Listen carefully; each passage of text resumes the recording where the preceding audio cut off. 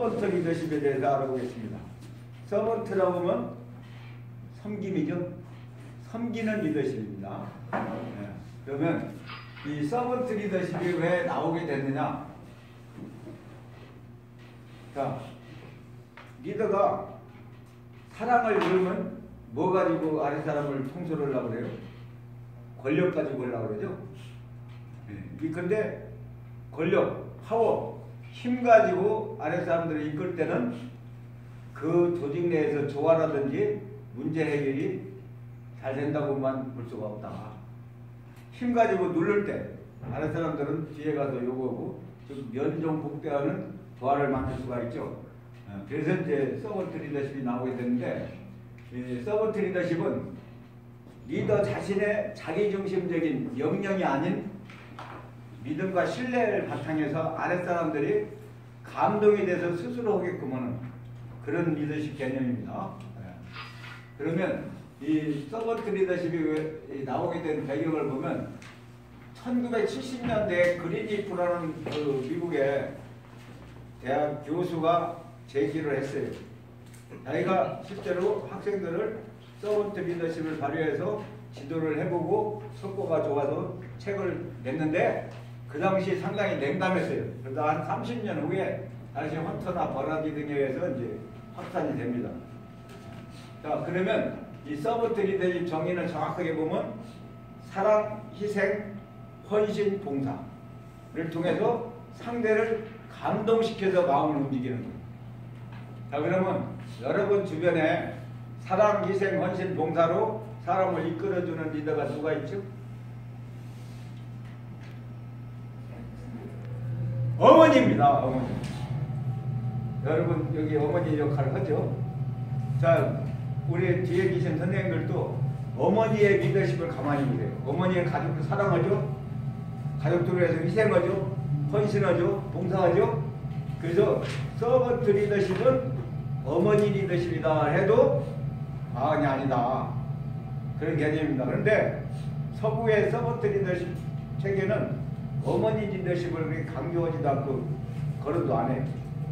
근데 특히 교환임에서는 어머니 리더십을 강조합니다.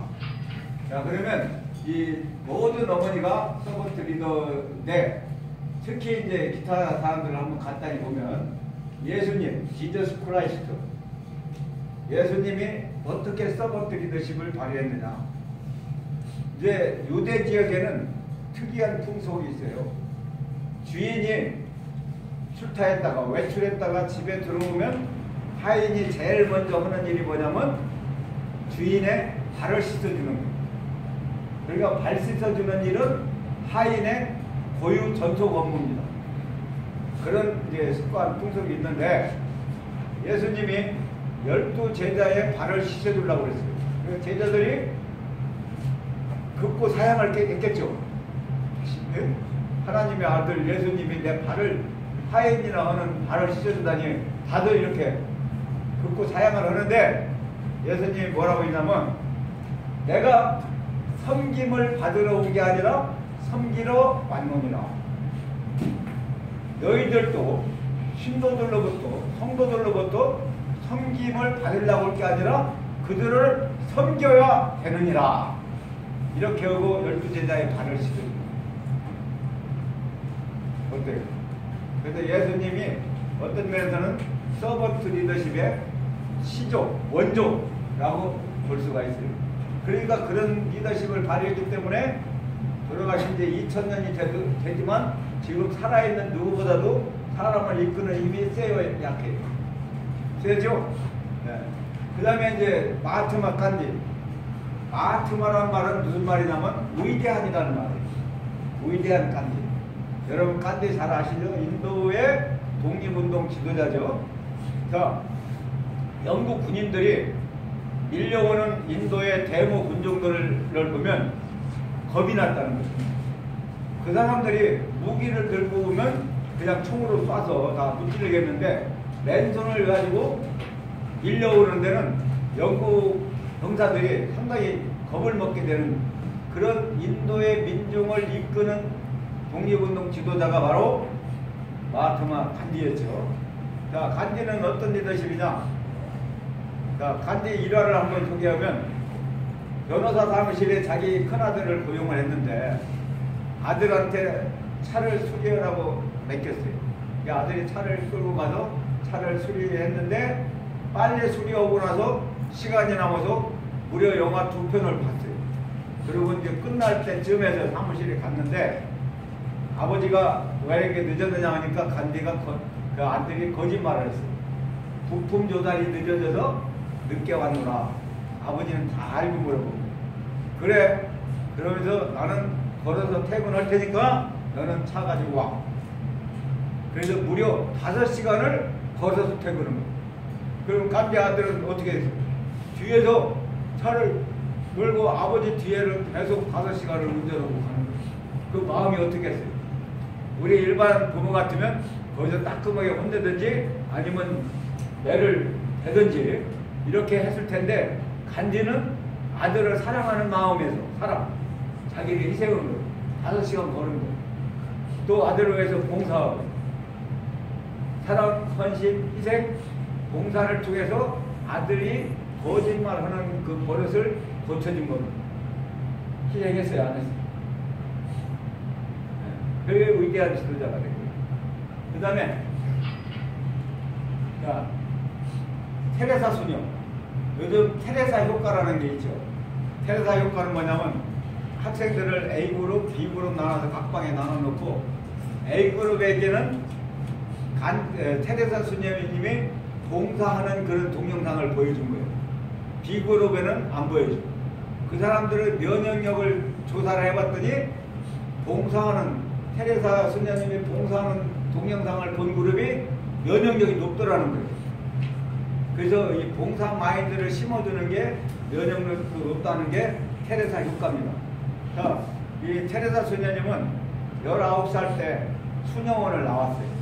자, 수녀원은 밥 걱정합니까? 입을 거 옷 걱정합니까? 주택 걱정합니까? 안 하죠?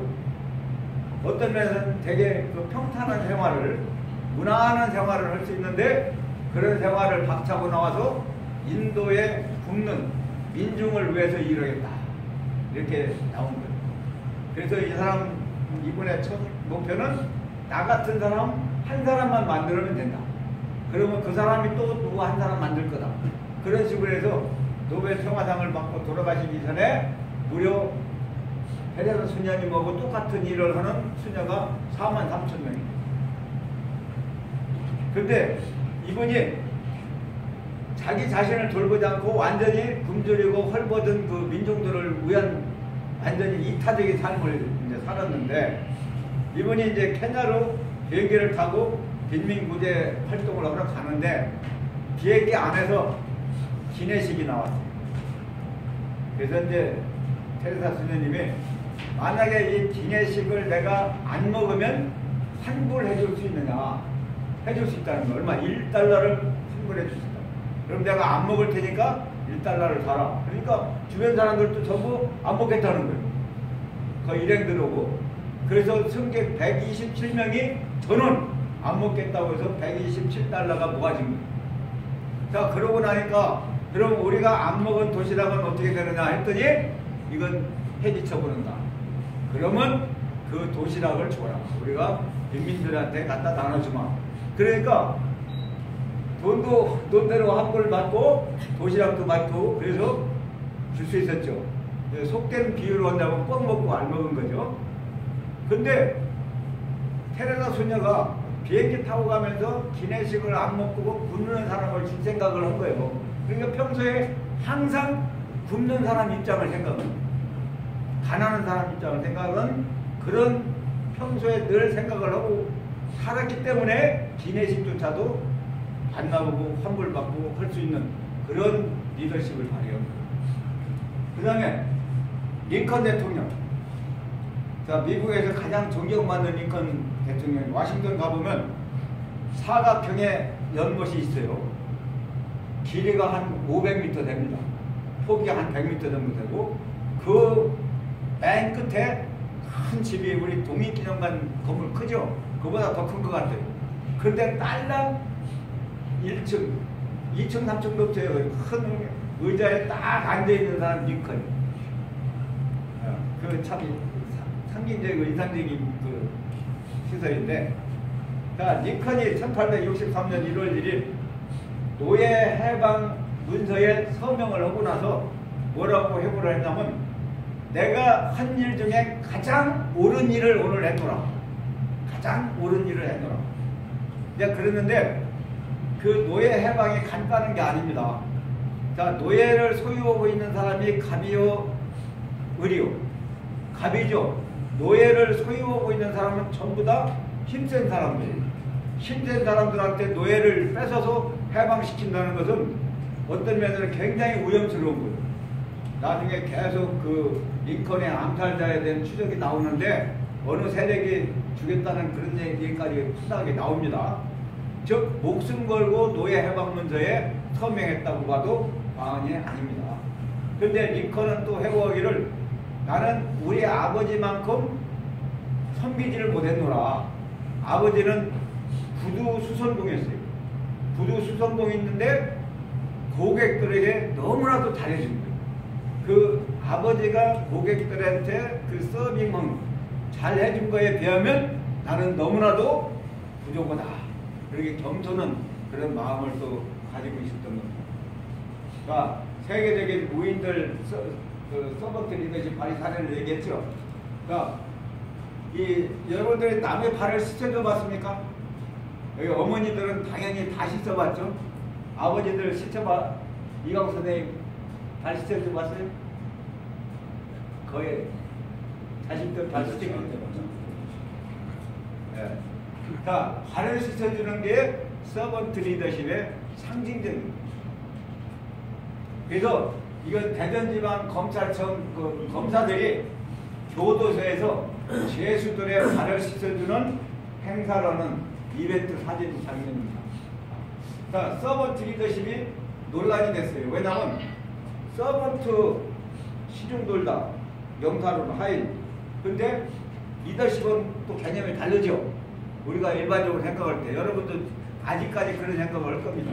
그렇기 때문에 이 리더십은 앞에서 이끈다는데 서번트는 섬긴다, 봉사한다는 의미이기 때문에 의미가 서로 상충된다. 그런 생각을 할 거예요. 자, 근데 70년대 당시 그린리프가 서번트 리더십을 책을 내고 발표할 때 당시는 리더십은 지시와 통제에 의존하는 리더십 개념이었습니다. 그게 개념이 안 맞죠. 그러니까 30여 년 동안 서번트 리더십 이론이 리더십 이론에 편입이 되지 못했던 거예요. 그런데 한 계기가 있었어요. 자, 피터 드래거는 미국의 경영학자인데 이 앞에는 미국 경영학의 아버지라는 말이 붙어요. 또는 미국 경영학의 대가라는 말이 붙습니다. 최고봉이라는 얘기죠. 그래서 피터 드래거나 또 스티븐 코비 아시죠? 성공하는 사람들의 7가지 습관, 그 다음에 원칙중심 리더십을 쓴 이런 경영학의 대가들이 서번트 리더십을 인정을 하고 다시 이게 이 리더십 지식에 편입되도록 노력을 한 거예요. 그 계기가 이제 뭐냐면 헬만 헤세의 동방아르의 여행이라는 소설이 있었는데 그 소설 주인공 레오의 역할, 거기서 영감을 얻고 감동을 받았어요. 네. 자, 이 헬만 헤세가 대작을 쓰는 그 소설가입니다. 헬만 헤세의 소설 다른 건 뭐가 있죠? 데미안 있죠. 데미안도 있지만 또 뭐가 있냐면 고다마 시탈타라는 소설이 있어요. 고다마 깨달은 자, 시탈타 석가모니. 그 소설이에요.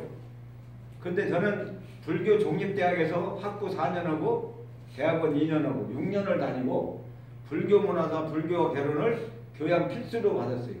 뿐만 아니라 방학 때마다 3번 일주일씩 절에 가서 총학생회 주관하는 리더십 워크숍을 갔는데 거기서 일주일씩 스님들하고 똑같은 생활을 해봤어요. 여러분 바로공양이라는 말 들어봤어요? 김도현 학생.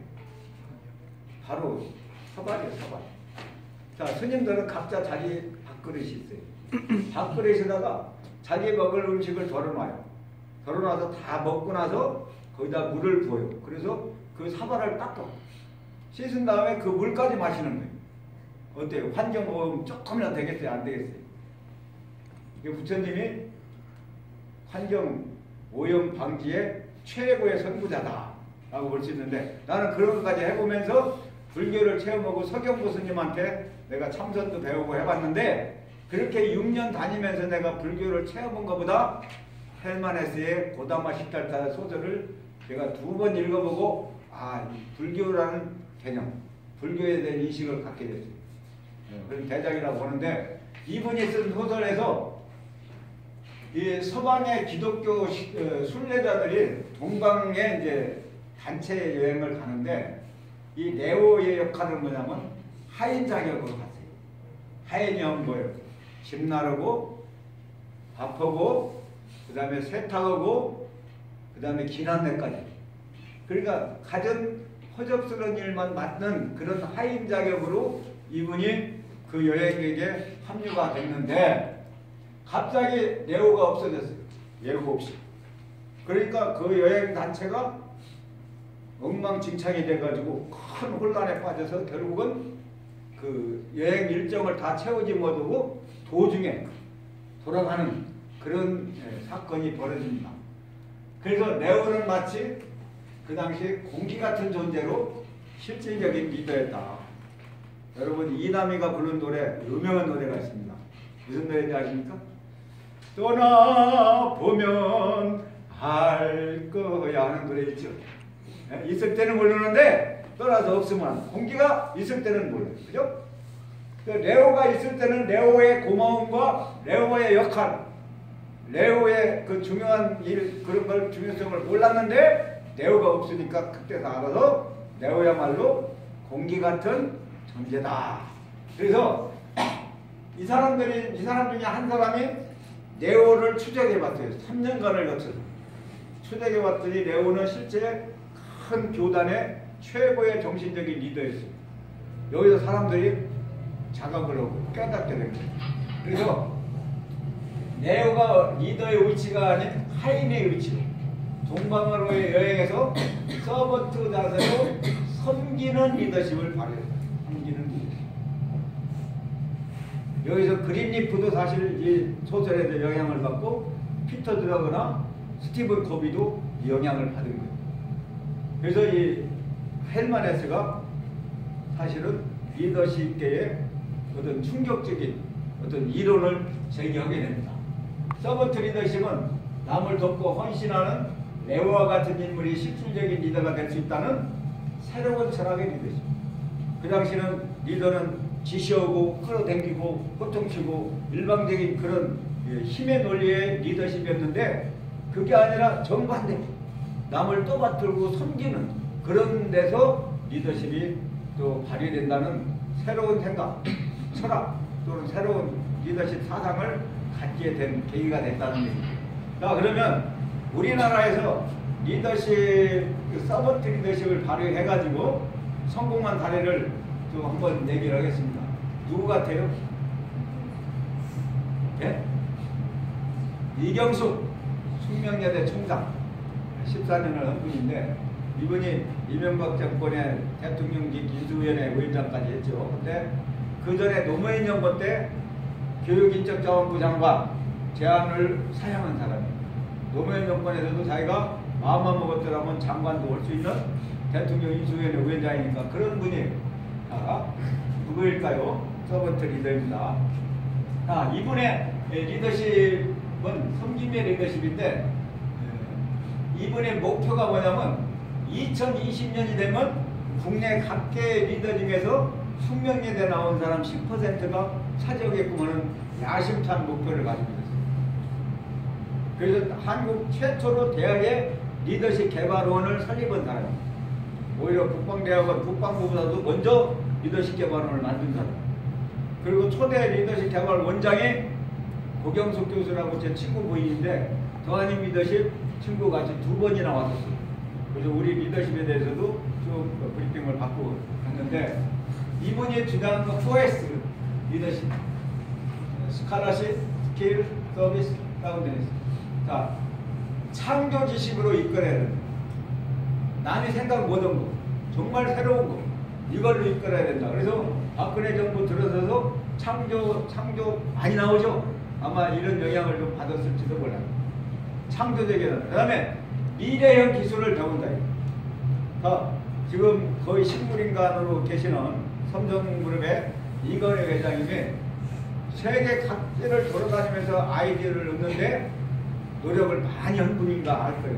그러면서 이분은 항상 생각한 게 뭐냐, 앞으로 5년 후에 어떤 기술로 사람들을 먹여 살릴 것, 앞을 내다보면서 어떤 기술이 필요한지를 항상 고민하면서 탐구했던 거예요. 그 미래형 기술이. 남들이 다 하는 건 벌써 틀리다 이거. 그런 말 있죠. 한 명의 천재가 10,000명을 먹여 살린단 말이죠. 그래서 창조적이고 미래를 이끌어 나갈 수 있는 기술을 개발해야 된다. 그런 리더가 필요해요. 그 다음에 서비스, 봉사상품을 기른다. 지난 시간에 셀프 리더십의 목적이 이제 정서적 가치를 높이는 데 있어서 만사에 감사해야 된다고 그랬죠. 그 감사한 마음을 상대에게 표시하는 게 봉사다. 봉사하게 되면 리더십이 커지고 리더십을 발휘할 기회가 생기고 리더십을 발휘할 마인드, 동기부여가 된다고 그랬죠. 그래서 리더는 필수적이다, 봉사는. 그래서 봉사심이 없는 리더는 필요 없는 거예요. 그 다음에 이런 걸 다 갖췄더라도 몸이 따라주지 않으면 안 되죠. 몸이 안 좋으면 의욕이 생기지도 않고. 그 다음에 또 마음먹은 말을 행동에 옮길 수가 없기 때문에 리더십을 제대로 발휘할 수가 없다고 그러죠. 여러분, 이 개를 집에서 키우죠. 개를 키우는데 내가 시골에서 어렸을 때 개한테 된장을 주면 개가 싸나워진다는 얘기를 들었어요. 왜 그럴까요? 된장이 영양분 덩어리입니다. 그래서 개가 된장을 먹어서 영양분을 많이 흡수하면 힘이 생기죠. 말하자면 투지가 생기고 의욕이 생기는 거예요. 그러니까 싸나운 개가 된다는 그런 얘기죠. 아주 건강을 해야 리더가 자기 의욕도 생기고 자기 마음먹은 말을 실천에 옮길 수 있다. 그 얘기입니다. 자, 그래서 이 섬김의 리더십에 대해서 섬김의 리더십으로 이제 숙대를 일단 나오겠지만 혁신적인 학교로 바꿨는데 이경숙 여사의 섬김의 리더십을 연구하기 위해서 세립 삼성경제연구원 양병무 박사가 무려 1년 반을 숙대에 파견돼 가지고 연구를 했어요. 연구를 하고 쓴 책이 숙명여대 이경숙의 섬김의 리더십. 그래서 이분이 이제 연구의 결과를 빅토리 정신에 연계해서 한마디 빅토리로 설명을 합니다. 빅토리 첫 글자 VICTO라. 그러니까 비전, 새우잠을 잘지라도 꿈은 크게. 꿈이 뭐예요? 비전과 목표죠. 목표를 크게 가져야 된다. 꿈을 가져야 된다. 그러니까 2020년이 되거든 될 때 숙대 출신이 한국 학계 리더의 10%를 점유하겠다는 야심찬 목표를 세울 수 있었던 거예요. 그 다음에 인텔리전스, 지식, 정보죠. 유전자 정신이라고 표현했어요. 주인 정신, 전문가 정신, 자신감. 근데 자신감이 어디서 나올까요? 전문성에서 나옵니다. 내가 그것을 할 수 있다. 나만 할 수 있다는 그런 마음에서 자기의 전문성에서 자신감입니다. 그리고 주인 정신은 뭐예요? 주인은 내가 100만 원 벌기 때문에 100만 원어치만 일합니까? 아니죠. 버는 이상의 일을 하죠. 그 얘기는 뭐예요? 보수 이상의 일을 하는 게 주인입니다. 그런 마인드를 가지고 전문성을 쌓고 자신감 있게 나가야 된다. 그 다음에 이제 커뮤니케이션, 꿈을 이해시키고 나누어라. 내가 아무리 좋은 꿈을 가지고 있더라도 나 혼자 꾸면 꿈이에요. 그러나 함께 꾸면 현실이 된다고 그러죠. 내 꿈을 상대에게 이해시키고 납득시키고 공감을 하게끔 해서 그 사람과 내가 힘이 합쳐져야 시너지 효과가 나오죠. 그러기 위해서 커뮤니케이션을 잘해야 되겠더라. 그 다음에 타임 매니지먼트, 시간 관리를 잘해야 돼요. 그래서 창조적 시간 관리가 또 나오죠. 자, 자, 창조적 시간 관리는 무슨 관리라고 할 수 있어요? 목표 관리입니다. 목표가 뚜렷하게 크게 가지고 있는 사람은 시간을 쪼갰어요. 시간은 무지하게 아낍니다. 왜? 목표를 달성하기 위해서 내가 쭉 해야 될 일을 적는 게 계획이라 했죠. 그래서 계획도 하루 계획, 일주일 계획, 한 달, 1년, 5년, 10년 계획이 쫙 있기 때문에 시간을 낭비할래야 낭비할 수가 없어요. 근데 저하님 리더십 추천을 받고 이제 연락을 해보면 바빠서 시간이 없어서 못 온다는 거예요. 근데 어떤 사람이 시간이 없다고 더 하냐면 백수들이 그래요. 백수가 과로사 한단 말이죠. 진짜 바쁜 사람들이 옵니다. 왜? 자기 시간의 효율성을 높이기 위해서 오는 겁니다. 저 목표가 있는 사람이 와요. 목표가 없더라도 여기 오면 목표를 갖게 되죠. 네, 그래서 창조적인 시간 관리는 목표 관리다. 이수민 선생님 공감을 가죠. 네? 공감을 가죠. 그 다음에 오픈 마인드. 네, 성기 열린 마음, 열린 사고를 가요. 자, 마음의 문은 눈꼬리가 밖에 있어요, 안에 있어요? 마음의 문은 눈꼬리가 안에만 있어요. 밖에서는 열 수가 없어요. 하나님도 열 수가 없어요.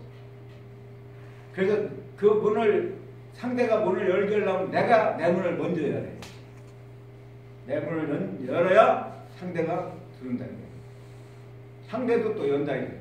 자, 그래서 이경숙 여사는 여기 커뮤니케이션 오픈마인드 했죠. 어떻게 문을 열었느냐.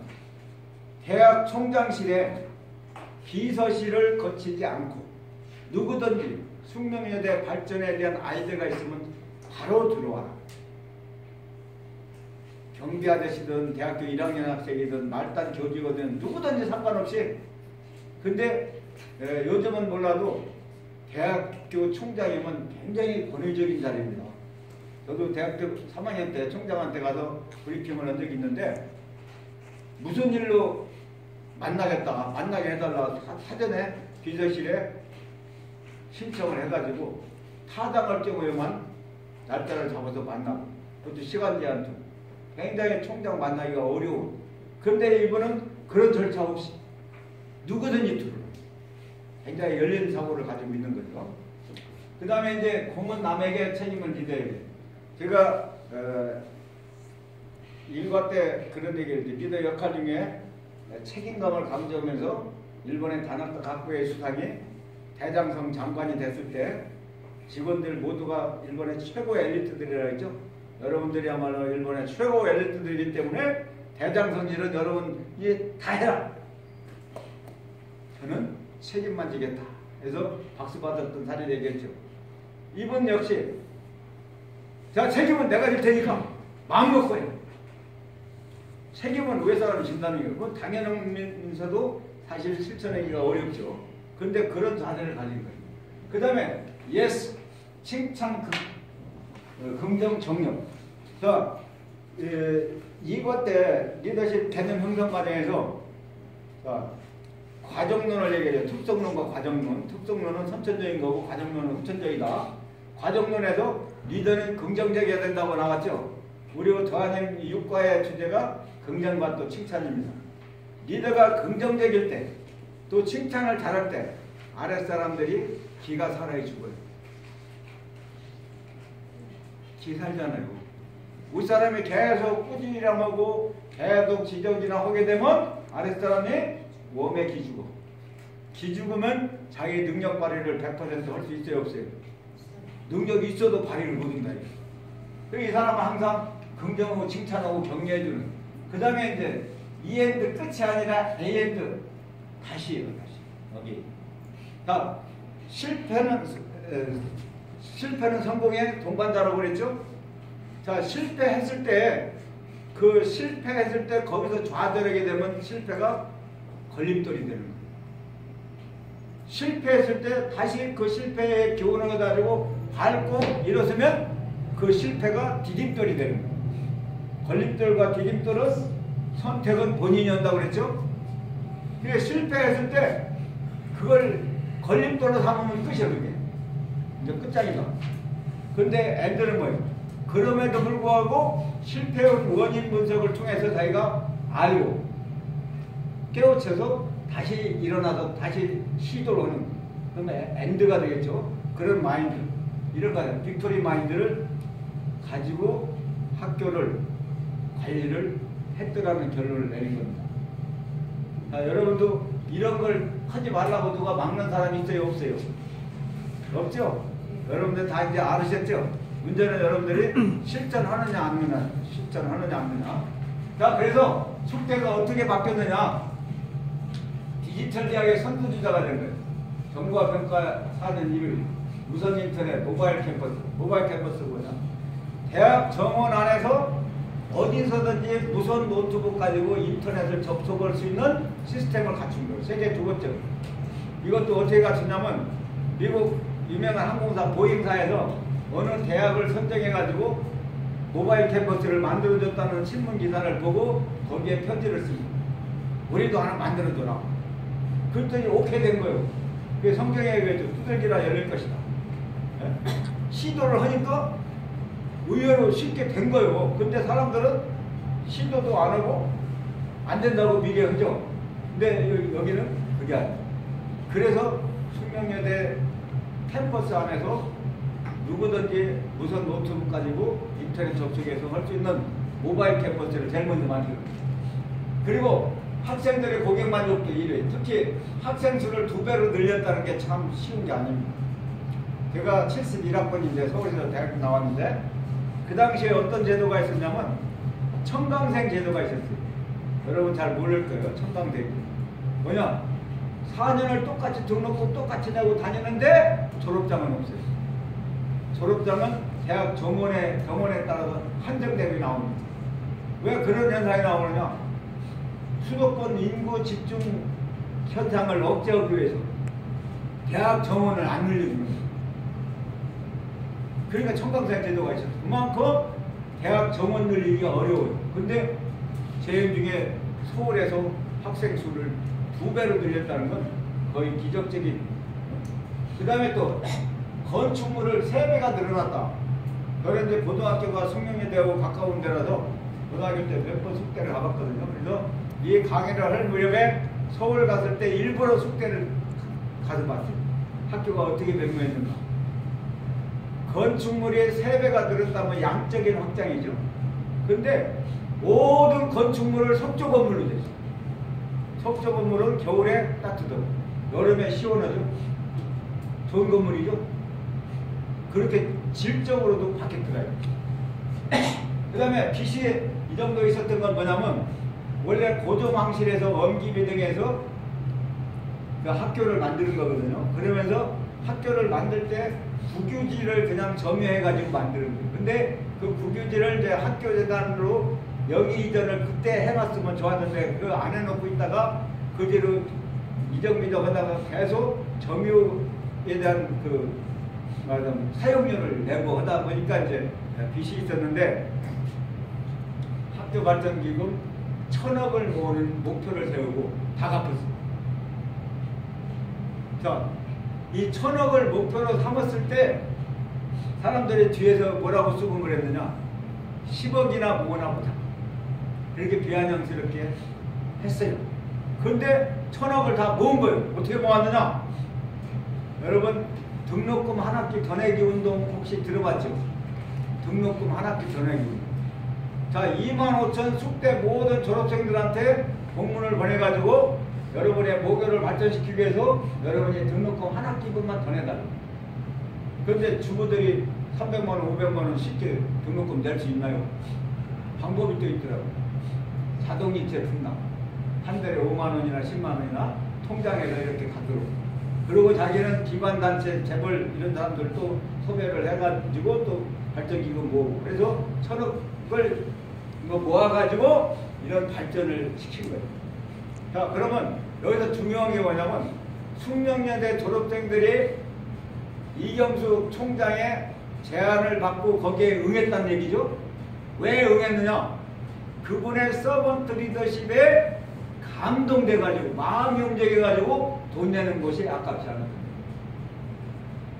그래서 사람을 감동시키면 그 사람의 가진 돈이라든지 물건도 아깝지 않게 내가 받을 수 있는 그런 즉 서번트 리더십의 영향이고 위력입니다.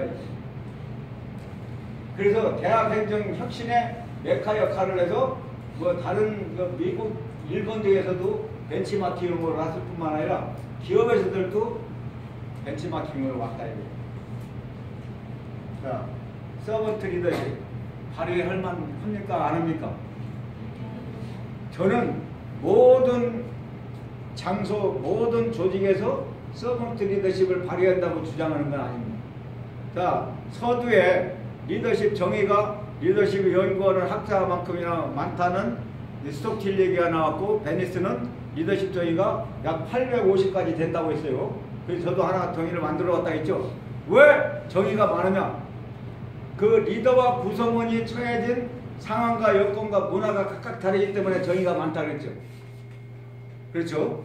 자, 이 리더십을 항상 서번트만 발휘할 게 아니라 상황과 여건과 그 조직 성격에 맞춰서 때로는 서번트 리더십을, 때로는 일반 리더십을, 때로는 섞어서 발휘할 필요가 있다 이 얘기입니다.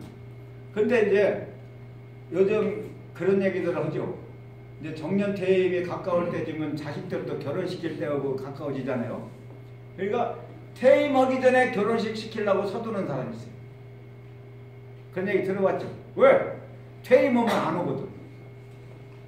그래서 내가 그간에 많이 다니기도 했고 그러니까 하객이 가장 많이 올 수 있는 때 퇴임 전에 해야 된다 해서 자식들을 퇴임 전에 결혼시키는 사례가 있어요. 그게 뭐냐? 일반적인 리더십을 발휘하면 직무관계가 끝나면 대개 인간관계가 끝난다는 거예요. 근데 서번트 리더십을 발휘하게 되면 직무관계, 근무관계가 끝나더라도 꾸준히 끊임없이 인간관계를 유지하는 특성이 있다. 그래서 상황에 따라 역할에 따라서 서번트 리더십과 일반 리더십을 발휘할 필요가 있다. 그 얘기입니다. 자, 이 시대에 섬김의 리더로 거듭남이 필요할까요? 필요하겠죠? 자, 이제 섬김의 리더십이라는 것은 사랑, 희생, 헌신, 봉사로 상대방을 감동시켜서 영향력을 행사하는 게 서번트 리더십이다. 서번트 리더십의 사례로 모든 어머님의 리더십이 서번트 리더십이다. 그 다음에 예수님, 그 다음에 마하트마 간디, 테레사 수녀, 링컨 대통령, 그 다음에 숙명여대 총장이었던 이경수 교사의 사례를 들어가지고 서번트 리더십이 뭐고 어떻게 발휘하고 영향, 성과가 어떻다는 말씀을 드렸죠. 혹시 질문 있으십니까? 여러분 잘 들으셨죠? 너무 열심히 들어주신 여러분 덕분에 오늘 제가 또 기분이 좋습니다. 그리고 기분이 좋으면 행복한 거죠. 오늘 저를 행복하게 해준 여러분께 감사드립니다.